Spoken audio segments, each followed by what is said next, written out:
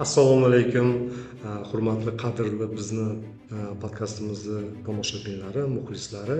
Bugungi navbatdagi suhbatimizni mehmoni Abdusattorova Dilfuza Otabekovna, tadbirkor ayol xalqaro ishbilarmon ayollar assotsiatsiyasini Jizzax viloyati bo'limi rahbari hamda o'zlari tadbirkor xususiy bog'cha egasi.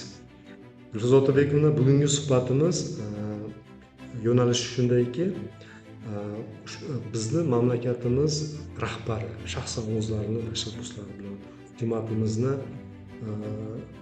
qarorlari yoki boshqa qonun hujjatlari bilan doimiy xotin-qizlarimizni qo'llab-quvvatlab kelinmoqda. Bevosita tadbirkorlik qilish yo'nalishida. Lekin shunga qaramasdan nima uchundir bizni viloyatimizda tadbirkor ayollar soni unchalik ko'payib ketmayapti yoki o'sha tadbirkor ayollarga haligacha bizda tadbirkor ayolga nisbatan ishonch yo'qligi holatlari borda, mana shu mavzularda siz bilan suhbatlashsak. Bitta savolim bor boshidan. Shuncha davlatimiz ayollarimizni qo'llab turibdi, prezidentimiz qo'llab turibdi, lekin nima uchun? Assalomu alaykum. Avvalo meni taklif qilganingiz uchun katta rahmat. Bu meni ham juda ham qiynaydi mana shu savol. Nimagaki ayollarga bo'lgan imtiyozlar, xotin-qizlarga bo'layotgan yangi imkoniyatlar, bular agar e'tibor bersangiz, haftasiga yangi qarorlar, ularni qo'llab-quvvatlaydigan qonunlar chiqyaptiki, bu uncha davlatda yo'q. Bunaqa sharoit, bunaqa imkoniyatlar uncha davlatda yo'q. Mana shuncha imkoniyat, shunaqa sharoitlar ichida, lekin hali ham bizda ayollar tadbirkorlik rivojlangan yo'q. Juda ham to'g'ri savol berdingiz. Men o'zim bu uyushmaga yaqinda rahbar bo'lib keldim va birinchi ishim mana shu viloyat xotin-qizlar boshqarmasini boshlig'i Gulnora Ikromovna bilan birgalikda biza har bitta tumanga borib, shu tadbirkor bo'lmoqchiman degan istagida bo'lgan ayollarni yig'ib suhbat o'tkazdik tumanlarda. Va shunga amin bo'ldimki, juda ham ko'plab suhbatlar o'tkazishimiz kerak ekan. Nima uchun? Chunki u yerda uzoq tumanmi, yaqin tumanmi, qayerda bo'lib, shahar markazida bo'lgan uchrashuvda mana shu qonunlarimiz, imtiyozlarimiz to'g'risida ko'zlari yonib eshityapti-da ayollarimiz to'g'risi. Mana shu ma'lumotlarni eng avvalo birinchi men o'ylayman yetkaza bilishimiz kerak. Ma'lumotlarni. Va yana bir men o'yladimki, mana shu nodavlat tashkilotlari, tegishli tashkilotlar ko'proq mana shunaqa suhbatlarni uyushtirish kerak ekan. Motivatsiya deymiz-ku, xuddi shu ma'noda. Keyin men o'ylab qo'ydim, viloyatimizda juda ham ilg'or, faol, davlat ishlarida ham, oilasida ham o'rnak bo'ladigan ayollarimiz juda ham ko'p, to'g'ri. Lekin songa nisbatan kamchilikni tashkil qilsa ham ko'p. Ana shu ayollarimiz to'g'risida kichik filmlar qilsak, ularni o'sha tumanlarga borib ayollarimizga ko'rsatsak, ularni mana bizni oddiy qishloq ayolni qilayotgan ishlari. Siz ham xuddi shu darajaga bemalol yetsangiz bo'ladi. Chunki bizning respublikamizda mana shunaqa imkoniyatlar katta deb ko'rsata olsak degan bir maqsadimiz bor. Va yana mana hozir biz tadbirkor ayollar uyushmasini har bir tumanda bo'limlarni ochdik va xuddi shu maqsadlarda o'sha bo'limlarimiz rahbarlari o'zlariga mana shu tumandagi tadbirkor ayollardan komanda yig'ib, endi boshlab kelayotgan tadbirkor ayollarni orqasidan motivatsiya berib, ularga yo'l yo'riq ko'rsatib, biz mana shu ayollar tadbirkorligini rivojlantirmoqchimiz. Bu dengizdan tomchi bo'ladi, lekin agar biz hammamiz birlashsak, mana shu sohaga aloqador enantilar, tashkilotlar, birlasha olib mana shu maqsadni yagona maqsad qilib qo'yib biz birlashsak juda ham katta ish qila olamiz. Qiziqish ko'p. Va yana bir boya aytganingizdek yana bir to'siqni men hali ham shu bizdagi gender tengligi masalalarini osayotganligi deb o'ylayman.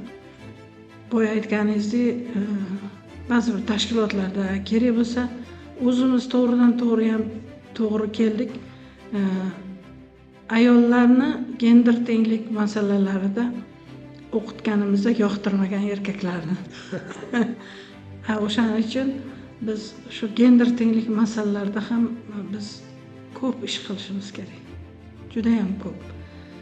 Zamonaviy ayol qanday bo'lishini, kerak bo'lsa ham oilasini, ham kerak bo'lsa tadbirkorlikni eplab olib keta olishini bemalol ko'rsatib berishimiz kerak. Biz o'sha ruhiyatiga singdirishimiz kerak ayollarimiz. Juda katta ish bu. Juda ham to'g'ri. Mirzo Odilbekovni o'z o'rnida baribir shu savol edi. Mana tadbirkor erkak bor, tadbirkor ayol bor.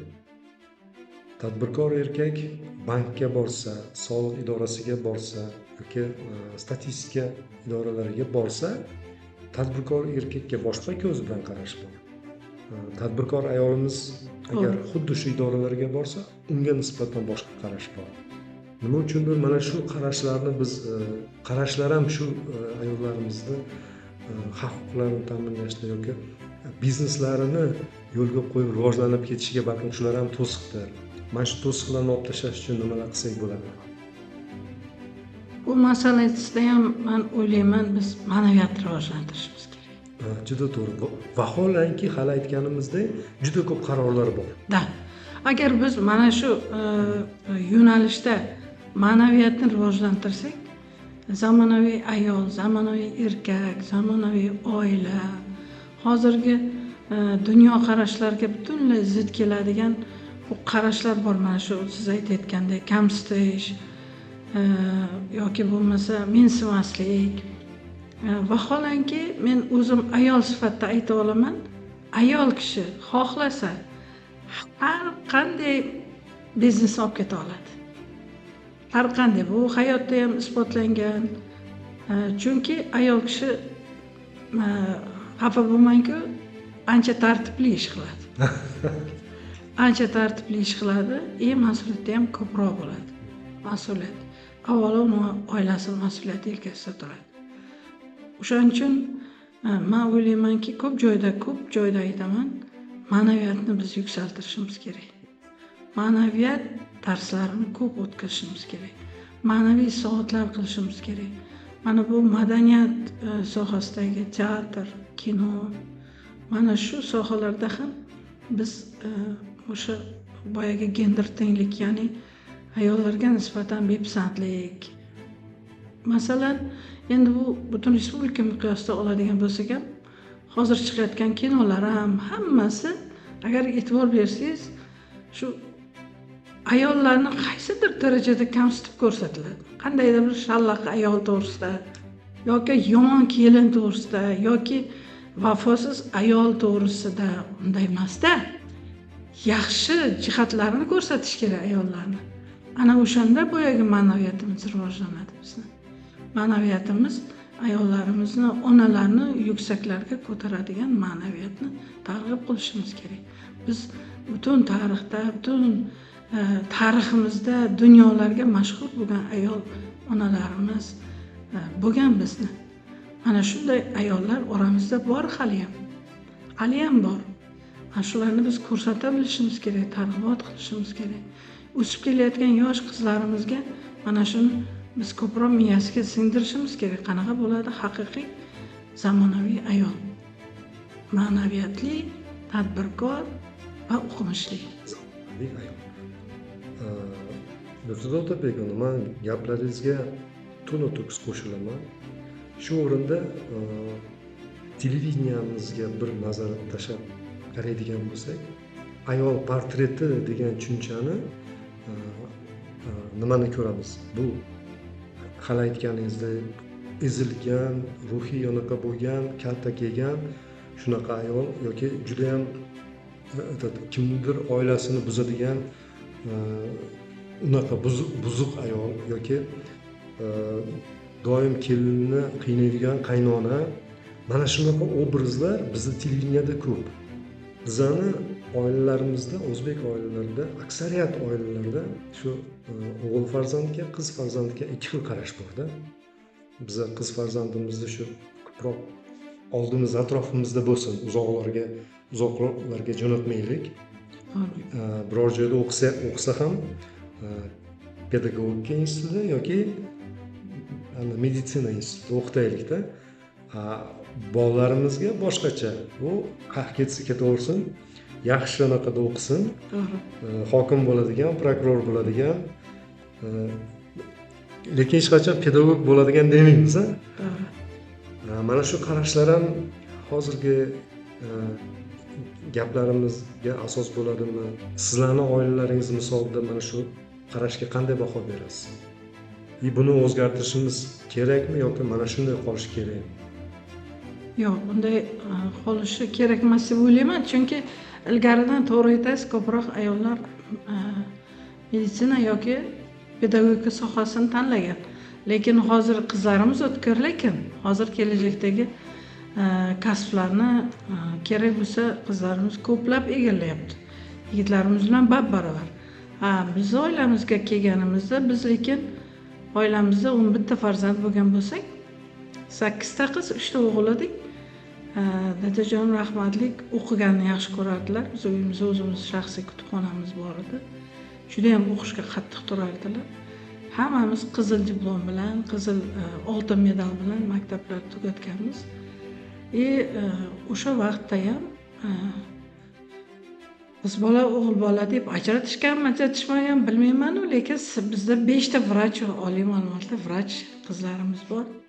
O'zim lekin politexnika institutini tugatganman, shu sohada ishlaganman. Keyinchalik tadbirkorlik sohasiga o'tib ketdim-ku, lekin oliy ma'lumotli olganimni men oilamdan deb bilaman. Bizni bir narsaga kam etmasdan hammamizni oliy ma'lumotli qilgan ota-onamizga katta rahmat.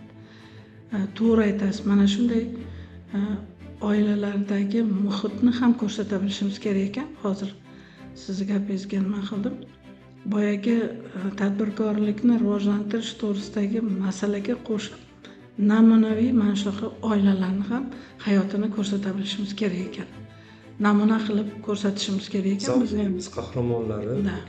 Birlikli oila degan nimalarimiz bo'lyapti. Ular ham konkurslarimiz, nimalarimiz bu o'shanaqa tadbirlarni ko'paytirishimiz kerak ekan. To'g'ri aytyapsiz. Mamlakatimizda shaharlar bor, qishloqlar bor, posyolka. Katta qismdagi xalqimiz baribir qishloqlarda yashaydi. Qishloqlarda hanuzgacha ayollarimiz biladi deb ayta olmayman.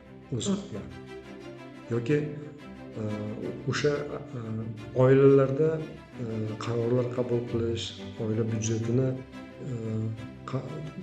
qanday sarflashni hal qilish kabi oilani katta anaqalarini erkaklar hal qiladi, ayollar emas. Yoki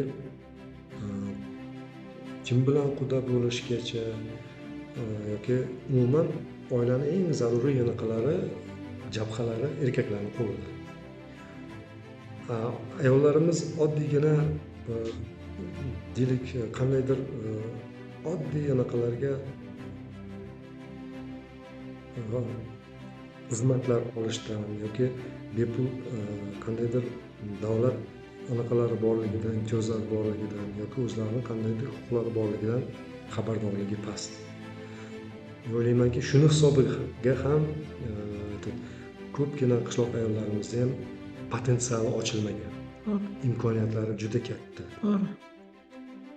Shularni potensialini oshirish uchun nima qilsak bo'ladi? To'g'ri, juda ham to'g'ri gap aytdingiz. Bizni hukumatimiz, davlatimiz juda ham ko'p ayollarimizga imtiyoz beryapti-da. Mana qishloq joylarga qanchadan qancha tekindan kerak bo'lsa, tikuv mashinalari, kerak bo'lsa ayollarni shu band qilish uchun kerakli narsalar hammasini tarqatildi. Juda ham ko'plab tarqatildi. Ayollarga berilgan bilanmi o'zim guvoh bo'lganman o'sha tikuv mashinalarini uyda turganligi. Menimcha boya aytganingiz sabablar ham bo'lgandir. Ishlatilmaganligi. Bu masalalarda men ham juda ham ko'p o'ylayman. Mana shu masalan ijtimoiy grantlar bor. O'sha grantlarda bandlikni ta'minlash uchun o'sha uskunalar tarqatish emas. Men birinchi navbatda shu ayollarni tadbirkorlik ko'nikmalariga o'rgatish. Soliq, bank yoki o'sha hisob kitoblarni ko'rsatib, seni qo'lingga mana shu oilangga qancha daromad keladi. Mana ozgina harakat qilsang, oilangga nima daromad keladi, qo'lingga nima pul tushadi yoki buni qanaqa foydasi bor degan narsalarni tushuntira bilishimiz kerak ekanda. Mana shu uchrashuvlarda ham shuni men amin bo'lyapmanki, ayollarga huquqiy bilimlari juda ham kam. Juda ham kam. Mana kredit ol deb taklif qilishadi. Kredit ol deb taklif qilishgani bilan o'sha kreditni ular qo'rqib qolishganda, u kreditni qanday to'layman? Sen kreditni olyapsan, demak o'shani kreditni olganingdan keyin tadbirkor birni olib 10 qilish kerak yoki 100 qilish kerak. Sen davlatdan shunaqa imtiyozli kreditni olyapsanmi? Demak, sen o'shani oldagin shunday qilginki, o'sha 100 bo'lsin. Sen bemalol krediting to'lab, daromadga chiqib, oilangni farovonligiga ishlat. Mana shu yo'lni biz ko'rsata bilishimiz kerak. Mana shu yo'lda biz katta-katta o'qishlar, tadbirlar, shu uzoq tumanlardagi ayollar bilan gaplashish yo'llarini biz qilishimiz kerak. Mana shu katta ijtimoiy grantlar kelganda edi, biz NNT tashkilotlari uni chiroyli qilib bajargan bo'lardik. Jon bilan, fidoyilik bilan juda ham yaxshi ko'raman. Men o'zim ayollar bilan gaplashishni, o'zimda bo'lgan imkoniyatni, o'zimda bo'lgan bilimlarni biz mana shu komandamiz bilan tadbirkor ayol uyushmasini juda katta komandamiz bor. Volontyorlarimiz ham bor. O'zimizning psixologimiz bor. O'sha ishlayapti mana hozirda. Biz juda ham katta ishlar qilgan bo'lardik. Hozir ham qilyapmiz. Shunaqa masalalar eng dolzarb masalalar ko'tardingiz. Juzu Otabekova, mazmunli suhbatingiz uchun minnatdorchilik bildiramiz. Suhbatimiz yakunida bo'lajak tadbirkor ayollar uchun maslahat bergan bo'lardingiz. Bo'lajak tadbirkor ayollar uchun tadbirkorlik qilishdan hech ham qo'rqmanglar. Tadbirkorlik bizani ota-bobomizdan qolgan, qonimizda bor. Bizni yurtimizda buyuk Ipak yo'li o'tgan. Butun dunyoning savdogarlari o'tgan. Bizni ota-bobolarimiz shunaqangi savdogar bo'lishganki, Chin dunyosining narsasini Yevropaga yetkazishgan. Demakki, bizni qonimizda bor. Hozirgi tadbirkorlikka berilayotgan imtiyozlardan foydalanish kerak, albatta kerak. Agar siz o'zingiz kasbingiz bo'lmasa, kasbingizdan oylik olmasangiz, daromad qilish kerak-ku. Bunga imtiyozlar juda ham ko'p. Juda ham ko'p. Hech ham qo'rqmasdan, dadillik bilan bemalol tadbirkorlikni agar biron soha sizga yoqsa, yuragingizda cho'g'iz bo'lsa, o'sha yurt tortsa, agar ikkilanishlar bo'lsa, mana biz siz bilan suhbat o'tkazishga yoki bank sohasidagi, soliq sohasidagi masalalarda yoki mana bu davlat idoralari bilan bo'ladigan masalalarda biz bemalol siz bilan o'sha ayollarga suhbat qilib yoki amaliy yordamlar berishimiz mumkin. Hurmatli qo'rqmasdan tadbirkorlik qilavering ayollar. Hurmatli tomoshabinlar, agar ayniqsa ayol tadbirkorlarimiz sizlarni qandaydir muammolar qiynayotgan bo'lsa, qandaydir to'siqlar sizni oldingizda paydo bo'layotgan bo'lsa, bemalol murojaat qilsangiz bo'ladi. Albatta. Tomoshabinlar, hurmatli azizlar, biz bilan qoling, biz bilan kuchli fuqarolik jamiyatini quring. Rahmat hammaga. Rahmat.